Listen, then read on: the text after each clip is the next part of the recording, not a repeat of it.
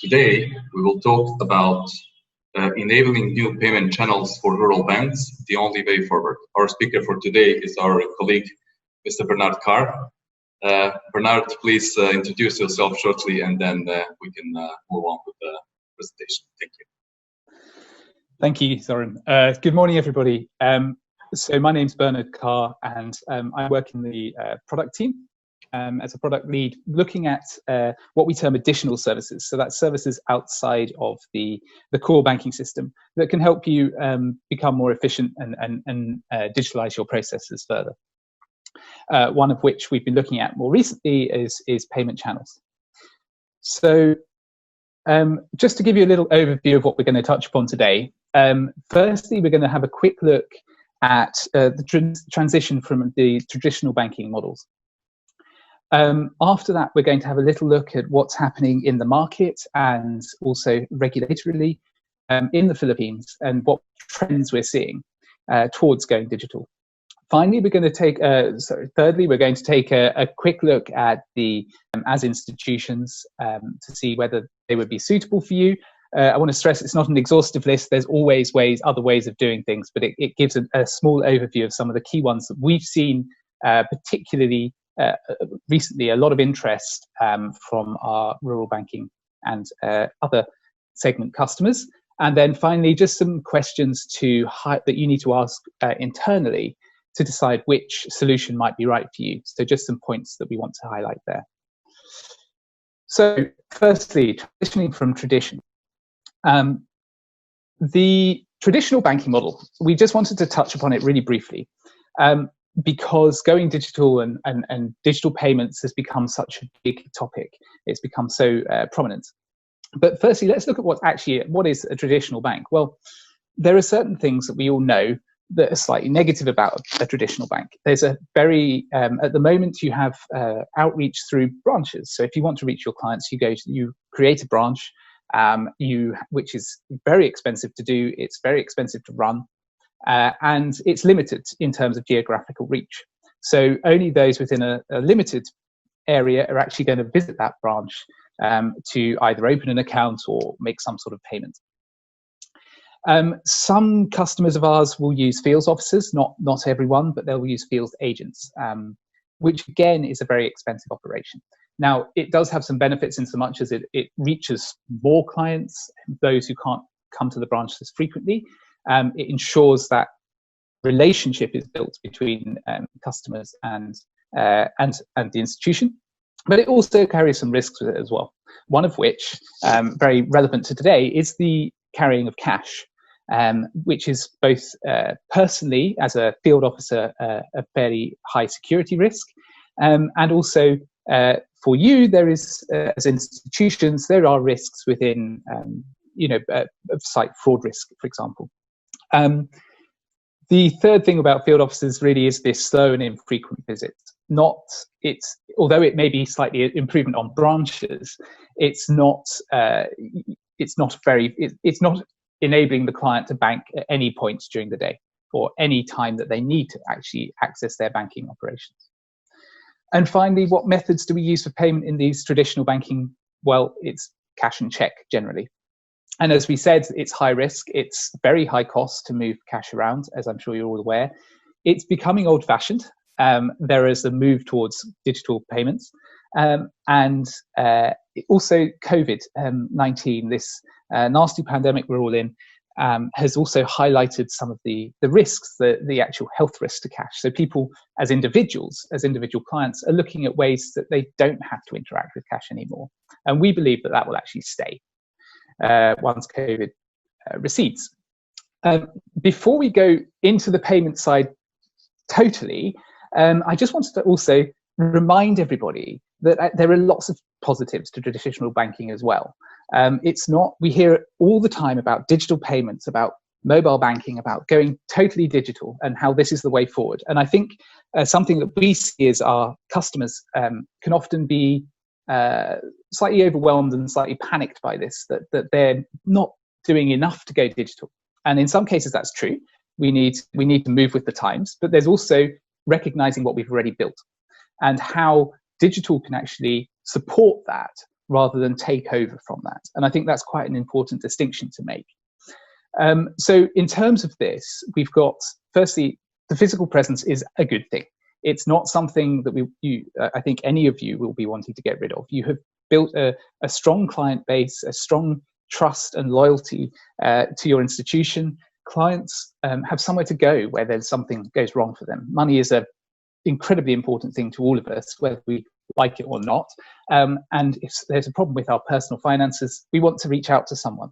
That's just the way things are, and that will remain. If you've got a branch to go to, that's fantastic. Having that client interaction and that building of relationship will really, really strengthen your relationship with the client in a way that digital channels can never do. And that goes for all digital channels. Finally, you're able to educate your customers while you're in the branch or meeting with your staff members. You can explain to them any questions that they might have about loans they're taking out or deposit accounts they're wanting to open, which ultimately could potentially reduce your risk at that point. You're able to assess, help them through, let them understand in a way that digital channels will never be able to do. So after all this, we've seen some positives, we've seen some negatives. So why do we actually want to go cashless? Why would we want to start that move away from cash and use these digital payments? Well, firstly, it's simple. It's a really simple way to allow clients to make transfers to any payee.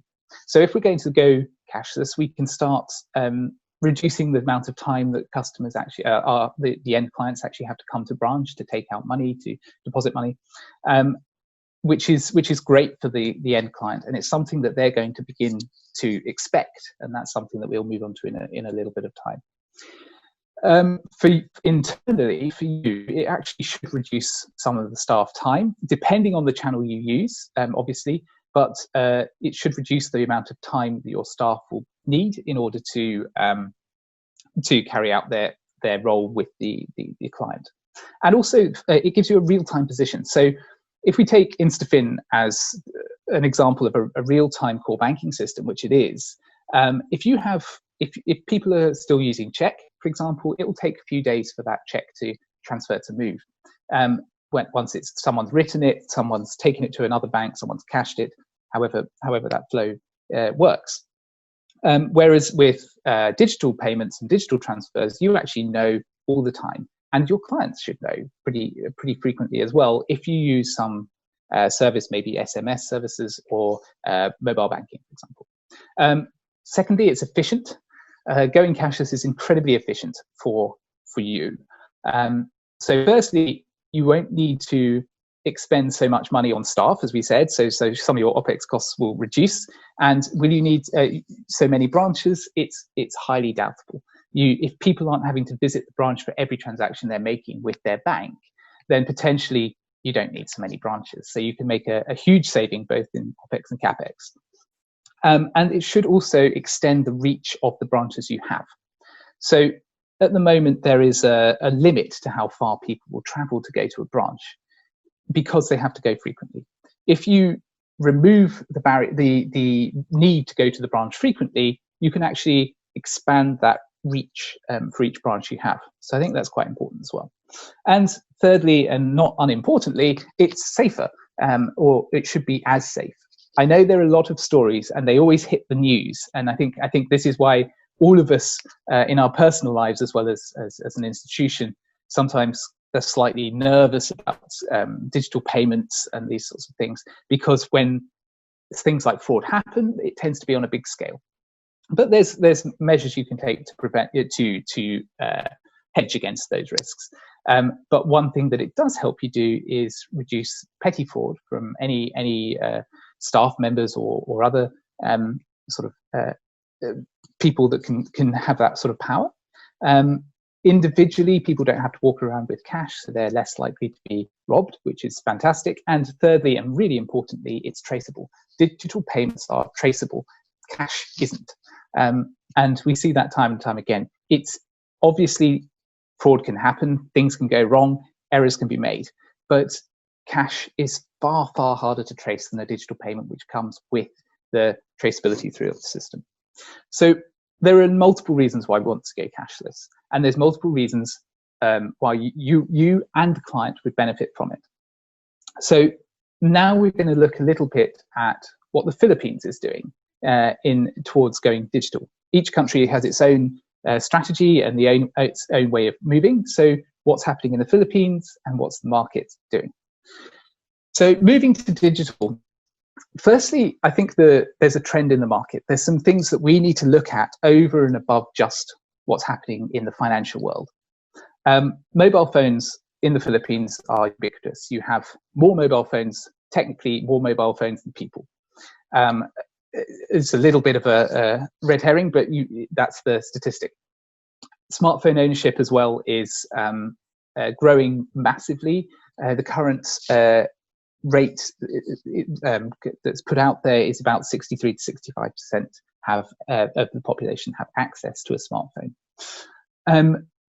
So one thing, let's park that for a second. We've got these smartphones. People can access the internet very easily. With that, customers, your clients, your end clients, which are the people that are most important to you, are moving their lives onto those smartphones. Smartphones have had a huge impact on how we run our lives.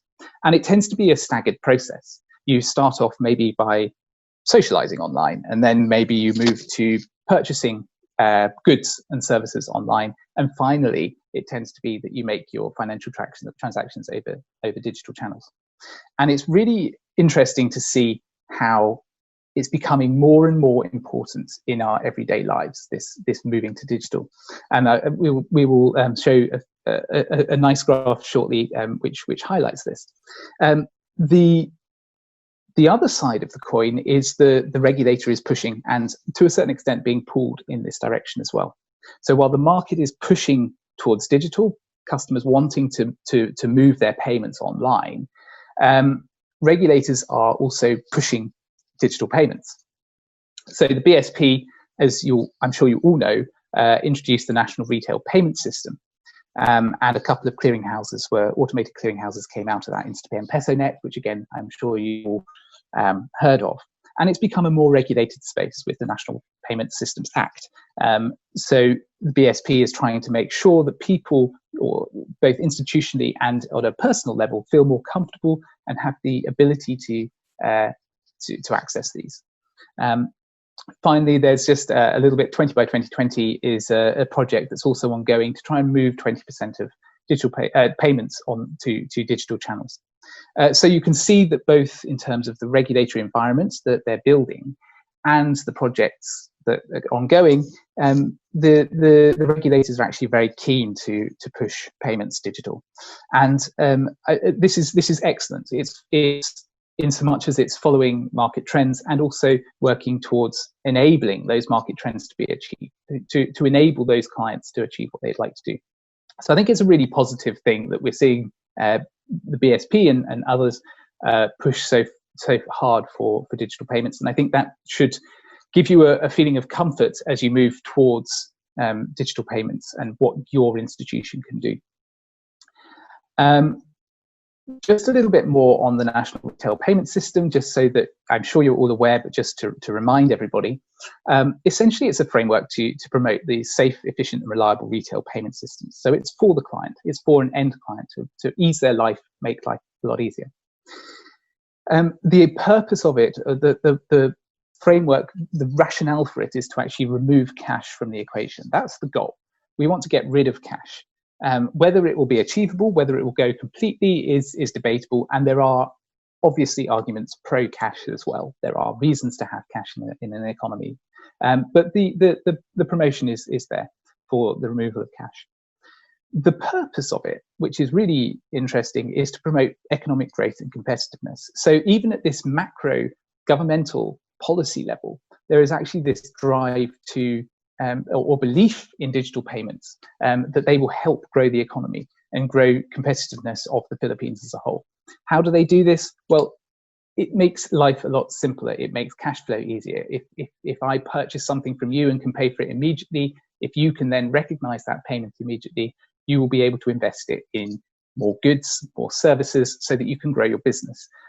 put that on a large scale, and you've got a much more competitive and growing economy, which is fantastic. And like I said, the two automated clearinghouses that came out of the NRPS, the Instapay and PesoNet ACHs, a new and growing and consistently improving automated clearinghouses, offering, well, as we know, low value real-time fund transfers in the case of Instapay, PesoNet dealing with batch fund transfers to one or more accounts, so maybe things like paying salaries, for example. So you should, even internally in your internal operations with these, you should be able to simplify, make more efficient things like your payroll. Simple, but it's something that is beginning to build. So there are multiple benefits to digital payments. And it's great to see the Philippines actually invest time and resources and energy into supporting and building this framework for digital payments to thrive. And here's the graph that I was talking about earlier that to me represents quite an important move that we've seen. So over the last few months, you'll all sadly be aware that we've been through a pandemic. Now, that's been horrible for the majority of us and terrible in many respects. But in one respect, it's been fantastic for digital payments. And this is something that's really important. As we can see, we've got over the last couple of years, the trend has been to moving towards the use of Instapay transactions. It's become both the volume and the value of those transactions has been increasing each month. What COVID has done is show people that it's not just a kind of nice to have. Digital payments are actually becoming a necessity. How can we operate if we can't interact? If I can't hand you cash, how else can we operate? How can I maintain my business? How can you maintain yours? It's become very, very important. And I mean, anecdotally, the other day I was talking to a customer and I was asking him his views on the market for digital payments.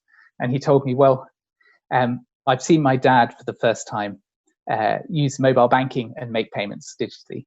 And I think he said he thought that represented how the Philippines was going generally. Once people of an older generation are starting to adopt, then it kind of represents the trend in the market that everyone is, which I thought was quite a nice way of putting it. And so, and I think the thing that we're seeing from this graph here is that it will become making digital payments moves away, as I said, from being a nice to have to something that clients are actually going to expect. So when you're looking for new clients, when you're trying to look at new markets or maybe attract a new segment of the market, like the younger generation, they will stop thinking that this is a benefit and start to think, well, if you can't offer digital payments, if your institution doesn't offer digital payments, is it the right institution for me to bank with? When you put into context the fintechs that are growing in terms of banking and some of the other activity happening with your competitors, that becomes quite important. It's this ease and efficiency that clients, as a client of an institution, I want to have. No one really, as a client, enjoys banking. They just want it to happen, and this is something that digital payments can do for you. So looking now, so the market is there, the trend is clear, and the regulators are supportive as much as they can be. We all know regulators can be a little bit slower in the way they do things sometimes, but they are moving in the right direction and trying to make sure the market has everything it needs to achieve the goals and aims. So what channels are we seeing? So this is not an exhaustive list, as I said, of all digital payment channels. This is just some of the, from our experience, what our customers are most interested in. I think the first one is agent networks. Now, this is, to a certain extent, people have seen this as a quick fix. It's a relatively straightforward, simplistic way of enabling your end clients to make repayments, and any payment can potentially be deposits as well. So what are they? Well, basically, as you're probably all aware, in your retail store, you can often make utility payments for your electricity or water, etc. Now, what some of our customers have already done and others are looking into, and something we've been trying to support them with, is to actually register themselves as merchants on those in those channels. There's a number of them in the Philippines and a number of retail locations where they can be these payments can be made. So by doing that, by registering as a merchant, the client will be able to come in and make a payment. Now, so that might be a repayment for a loan, for example.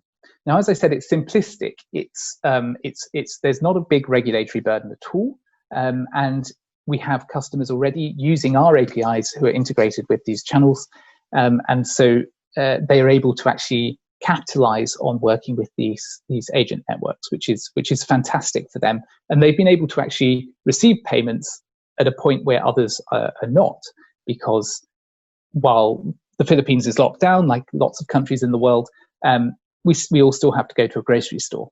We still have to buy our food. And while we're there, we can make our repayment. We can pay our water bills, our loan repayment, and our electricity, for example. So clients don't actually have to visit a branch. So already you are in a strong position for a COVID situation. But it also, once people are in the habit, and COVID is changing our habits, once people are in the habit of making payments in a retail location, they will continue to do it. I'm sure. I mean, you can't be 100% sure on these things, but it would be unusual if people were going to remove that convenience from their lives. So it's really good from that respect. The other benefit that some of our customers have already seen is that when clients are in a location, not in their home location, they will still make repayments. So before COVID set in, we had some clients using this, and what they found, and what was really interesting working with them on this, was that some of their clients were having to go away for business. And usually they would miss a repayment because of that. It's an opportunity cost kind of situation, and going to do the business is more important than maybe the penalty that or fee they would receive from missing the loan payment. Well, by using an agent network, by integrating with an agent network, they can actually make that repayment when they're in a different location. They can just go into a shop and make that repayment. So it's fantastic for those in those sorts of situations. So looking at who it's most useful for, I mean, you can argue that it's useful for everybody. It's probably not going to be suitable for everybody. In truth, each institution is different. Where we see real use is where you either have a low value economic a customer base with low economic value. So those that maybe are less likely to own smartphones. So those in the 35% of people that don't have access to a smartphone. This can be a really useful way to achieve payment. Or in areas where there's connectivity issues.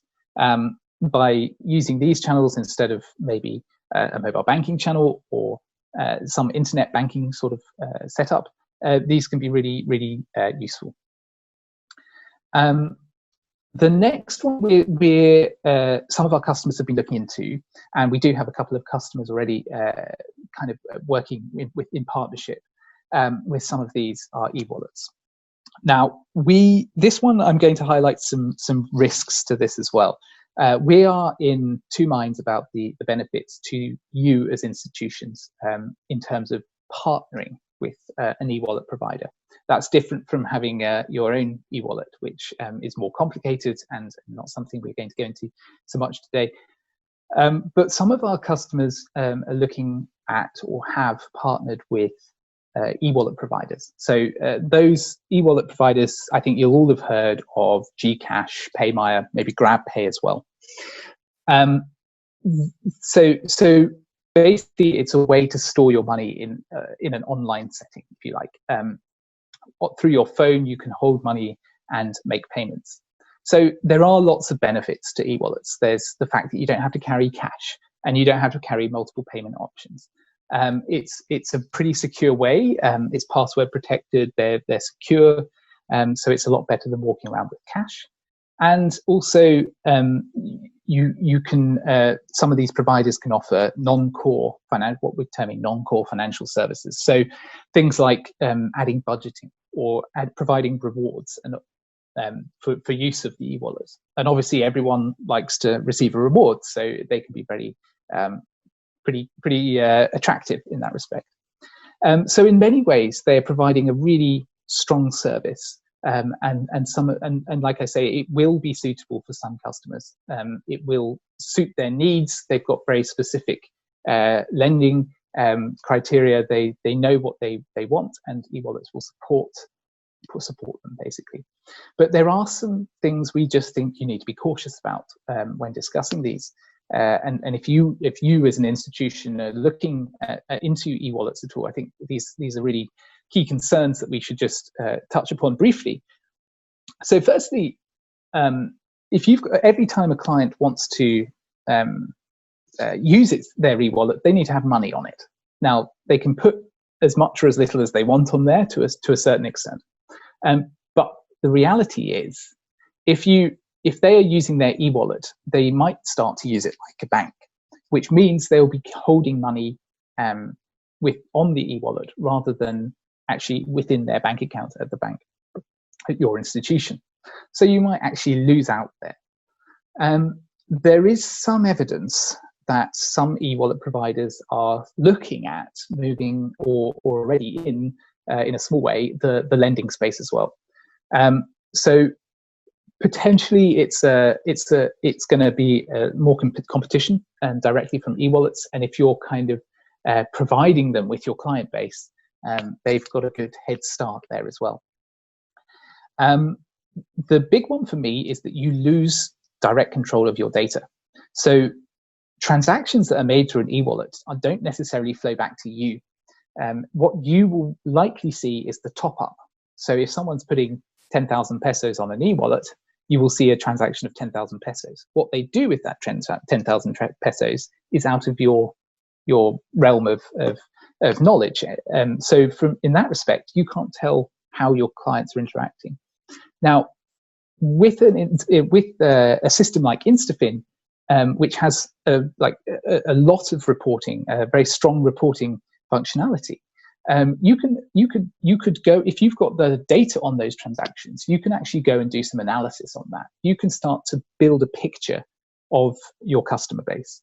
And if you can't do the analysis, there are firms out there, specialized firms out there that can, and they can provide a picture of your customer base that maybe is beyond your current understanding, which could be really useful.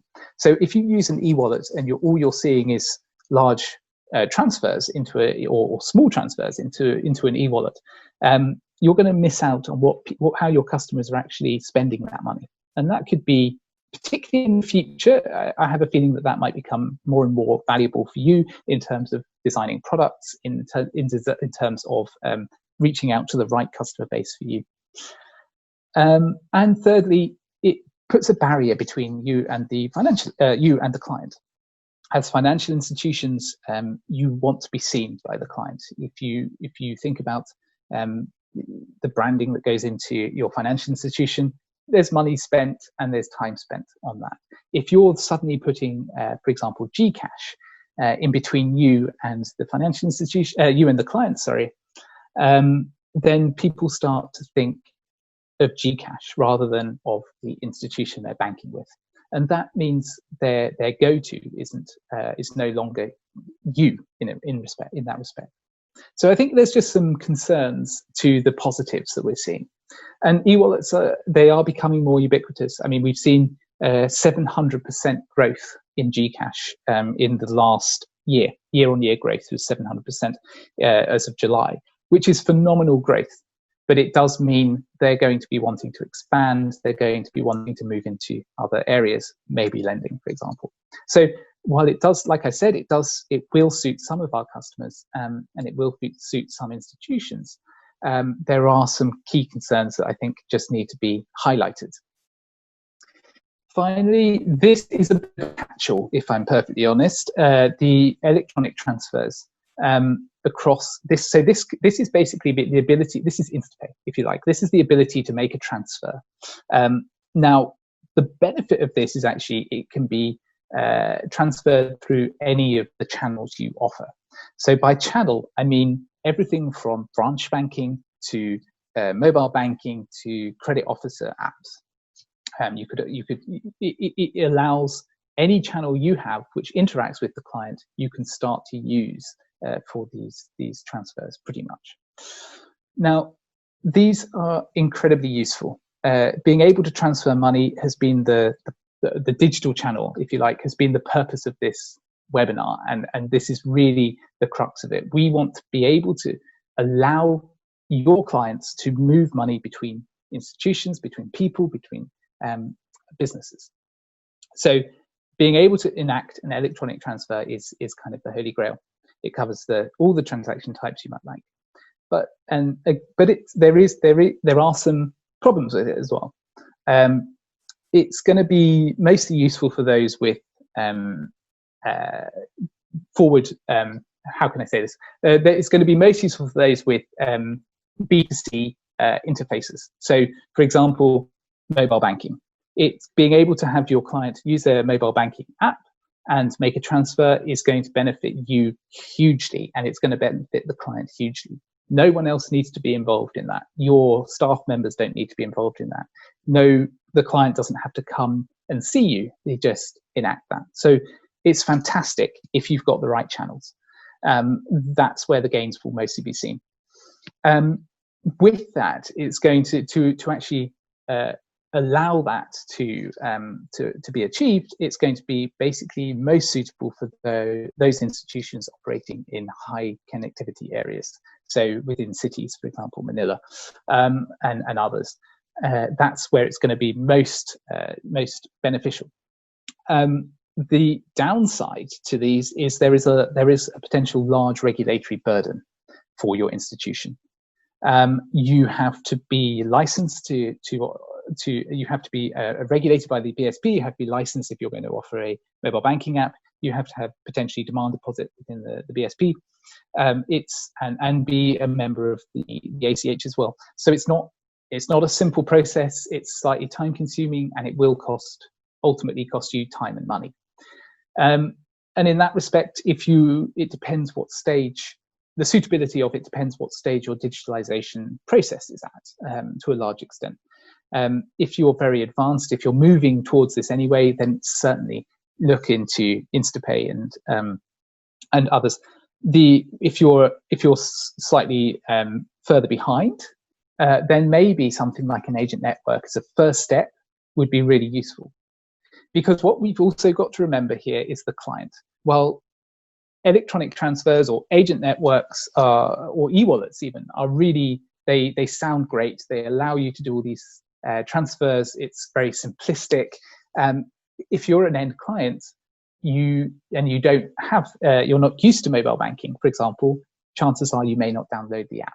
If you're an end client who, we've had an instance recently where agent networks were implemented by our customer, but because of their existing setup, the actual end clients didn't know their account numbers.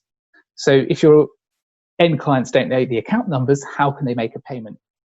So there was a huge marketing and educational outreach program to try and inform clients of their account numbers, simply of their account numbers, so they could make payments.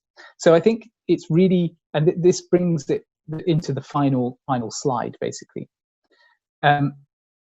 What channel is right for you, and what channel is right for you now? And they're two different, they're two really key questions. So although you may have a digital strategy that is saying, well, we want to move to mobile banking, we want to be able to offer transfers over mobile banking. That's brilliant, and that's a goal for you. But whether it's right for you, if you could do it tomorrow, would it be worth the money? Maybe not. Maybe it's better to do it over the next couple of years. So there's some key questions I think we need to ask in terms of assessing which channel would be best for you now. So firstly, look at your clients. They're the most important thing to you. They're the people that are keeping your institution profitable. So who are they? By which I mean, are they? What's their demographic? Where do they live? It's very important. Are they people with smartphones? Are they people who prefer to come into the branch? They're used to it. They're traditional people. Do they have the knowledge and education and interest to adopt new channels? Like I said, if you've got, if you decide that a mobile banking app is the best channel to use for to offer digital payments, that's brilliant. But if your customers aren't interested in educating themselves on that, maybe they'll be scared to use the payment channel because they're worried about losing their money. So it does, just because something looks great to you in your situation, in your maybe in your headquarters, you're very used to finances. Like we are, we're very used to technology, we're very used to financials, so we are very comfortable with digital payments. Others are not, and that's something to really pay attention to. Secondly, locationally, where are your operations? Are there reasons why some payment channels aren't working or wouldn't work for you? Is it better to? Are there no agent networks? Are there no pawn shops in your area that would be right for you? Additionally, when you go into more granular detail, which agent network would be suitable for you? Maybe in some areas we know that pawn shops are frowned upon. In other areas, they are used every day by everybody. So finding the right solution is really, really key. Connection problems can be a big thing.